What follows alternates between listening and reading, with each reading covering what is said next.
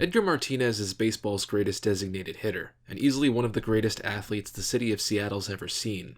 Known for his sweet swing, sweeter personality, and arguably the most memorable base hit in the history of the Seattle Mariners, Edgar Martinez was an unbelievable hitter and somehow an even better person. His journey started with a job working night shifts at a factory in Puerto Rico and ended as an icon enshrined in baseball history forever. And today, we're going to talk all about it. Before we do though, I wanted to let you know of a cool new way that you can talk with Mike and I about baseball in a live format. We're really excited to be partnering with Locker Room, a sports app that lets you connect with sports fans worldwide. Mike and I are going to be doing 2 live shows on the app every week. If you haven't used Locker Room before, you guys can create an account on there for free, join our live chat rooms whenever we're live, and actually talk with us on the stream itself. Every so often, we'll bring listeners on stage to chat with us during the live show, so it's a great way for all of us to talk about the sport we all love. Our first live show is going to be on Thursday night at 8 p.m. Eastern, and our second will be Saturday night at the same time. Just download the app for free, make an account, follow both of us on it at SRSMatt and at SRSMike as you see on screen, and you'll be notified when we go live. Really hope to meet some of you guys there. Now back to the show. I actually knew next to nothing about Edgar Martinez before making this. I was a die-hard baseball fan growing up, but I never learned much about some of the greats to come before my time. One of the cool perks of this job is that I get to learn about some of history's greatest players who I probably wouldn't have learned much about otherwise, and Edgar Martinez is just another example. While born in New York, Edgar grew up in Dorado, Puerto Rico. Him and his cousin Carmelo, who'd played for a decade in the major leagues himself, practiced hitting whatever they could at home. They hit rocks, they hit Christmas ornaments, even raindrops. But most international scouts at that point preferred Carmelo's talents to his cousin's. While he got the spotlight, Edgar focused on his education at the American University in San Juan and his 2 jobs working as a supervisor at a furniture store and as a security guard working nights at a General Electric factory. Martinez's career could have been pretty different, as he almost missed a pretty important opportunity the morning after a long night shift at work. He had a tryout with the Seattle Mariners to get to, and was almost exhausted enough to miss it, but he ended up making it, and the Mariners took a flyer on him. It turned out to be one of the best decisions the franchise had ever made. Fast forward through 7 years in the minor leagues, with a few stints with Seattle starting in 1987, he finally got his first full season-length opportunity at age 27 in 1990. But it didn't matter how late he joined the show, because it didn't take very long for him to be the one running it. There's something special about players who spend their whole career with one team. Fans go nuts about it, and understandably so. You develop attachments to your favorite players, and unless you're Jeurys Familia, those attachments only get stronger the longer they're with the team. Mariners fans had exactly that kind of a bond with Edgar, who'd wind up spending each of his 18 major league seasons with them. In his first 2 as Seattle's starting third baseman, Martinez hit over 300 with an above 400 on-base percentage and an OPS plus of 136. And thank God Mariners fans could at least enjoy the beginnings of Griffey and Martinez's Hall of Fame careers, because the Mariners at this point in time were pretty, Mariner-y. Following a stellar 1992 season for Martinez, where he hit .343 with a league-leading 46 doubles, a torn muscle sidelined him for most of the following season.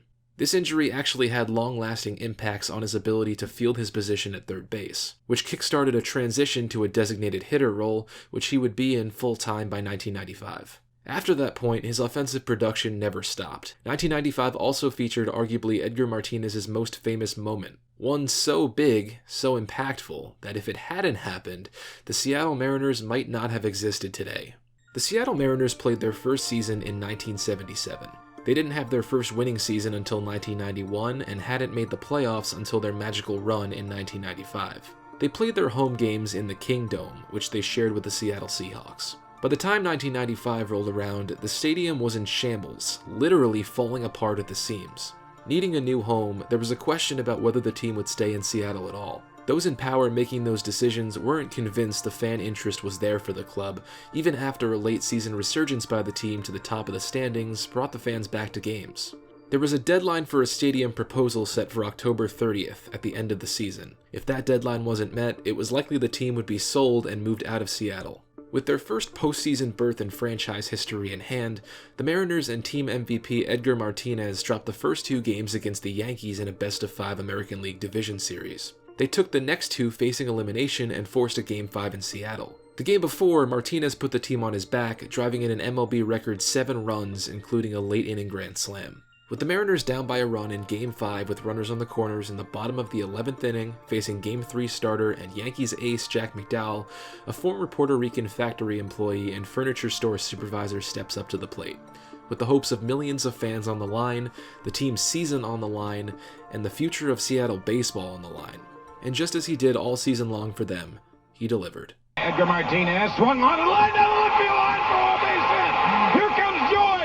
Here is Junior to third base. They're going to wave him in. The throw to the plate will be late. The Mariners are going to play for the American League Championship. The Mariners ended up getting eliminated in the championship series against Cleveland.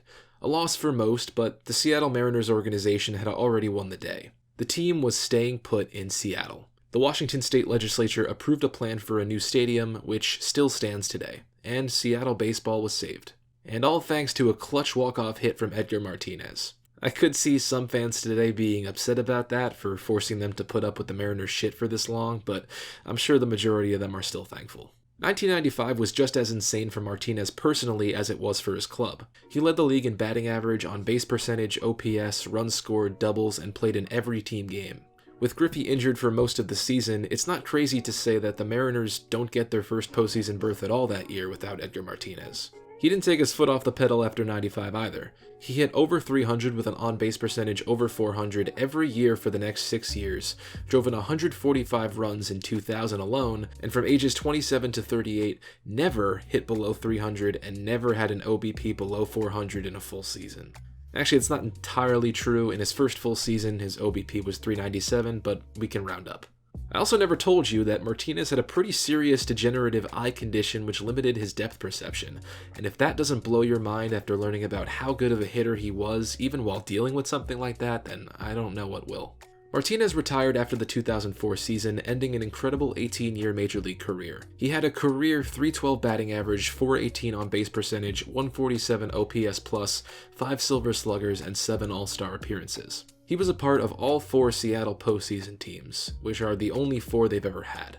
The Mariners have never made the playoffs without Edgar Martinez. In his second-to-last game in 2004, Commissioner Selig announced that the league would be renaming the annual award for baseball's best designated hitter after Edgar, an award Martinez had won himself 5 times during his career. It was one great moment of many as part of his final farewell at home, featured among others like him getting to play at third base in the 9th inning one final time, and the mayor of Seattle renaming a main street bordering Safeco Field after him, all feel-good moments that put the bookend on a great career. Even after his career on the field was over, Edgar Martinez had one last barrier to hurdle. People still get upset about Hall of Fame voting, but we all know that it used to be a hell of a lot worse. Some of the standards of past electorates were just really dumb.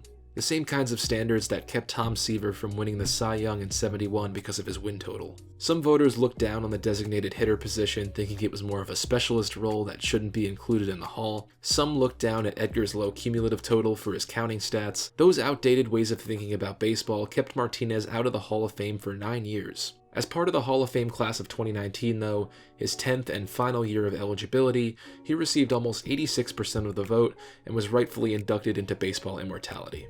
By all accounts, Edgar Martinez should not have gotten as far as he did. He was just a kid working 2 jobs and going to school in Puerto Rico. He had a degenerative vision condition which would sideline most hitters from greatness. He suffered an injury that had a long-term impact on his fielding ability. He didn't play his first full season until age 27, and he didn't get inducted into the Hall of Fame until the very last year he was eligible. But he made it. Regardless of the obstacles and the odds against his success, he succeeded. He succeeded in becoming one of Seattle's most beloved athletes, he succeeded in becoming one of the game's greatest people, and he succeeded in becoming Major League Baseball's greatest designated hitter. If you want to help us hit 100,000 subscribers this year, it would mean the world to us if you subscribe to the channel and turn on notifications so you never miss out on videos like this. Thank you all very much for watching, and hopefully I'll talk to you guys on Locker Room at 8 p.m. on Thursday. See you then. Power. I have a little project. Edgar Martinez has it. And so does Eagle Hardware and Garden. The best selection of power tools. The most powerful brand names. Because if you don't have power, you're not in the game. Now this is what I call a bat.